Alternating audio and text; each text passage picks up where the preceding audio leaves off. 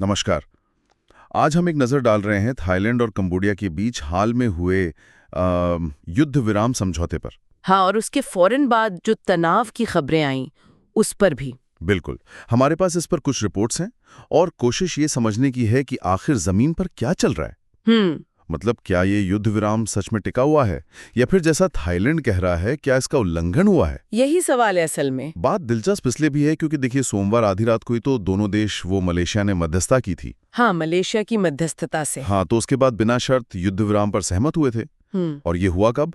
5 दिन की भीषण लड़ाई के बाद। वो लड़ाई जो, जैसा बताया जा रहा है, पिछले 10 साल में सबसे खतरनाक सीमा संघर्ष था। हाँ, आंकड़े भी तो यही बता रहे हैं, कम से कम 38 लोग मारे गए। और करीब 3 लाख लोग, सोचिए 3 लाख लोग बेघर हो गए। बहुत बड़ी मानवीय त्रासदी।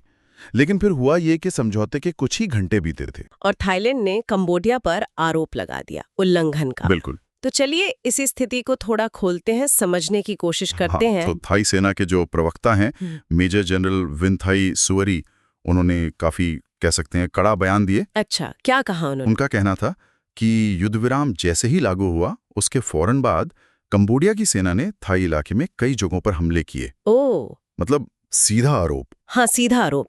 और उन्होंने इसे जानबूझकर किया गया उल्लंघन बताया। कहा कि इससे आपसी विश्वास को चोट पहुंची है।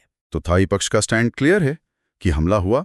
उन्होंने कोई जवाबी कार्रवाई की बात कही? हाँ, उन्होंने कहा कि थाई सेना ने सिर्फ उचित और आत्मरक्षा में जवाब दिया है। आत्मरक्षा में? हाँ, और सिसाकित प्रांत जैसे जो सीमा वाले इलाके हैं थाईलैंड के, वहां से तनाव की खबरें भी आईं। तो थाईलैंड की तरफ से तो तस्वीर साफ है कि कंबोडिया ने समझौता तोड़ा। बिल्कुल।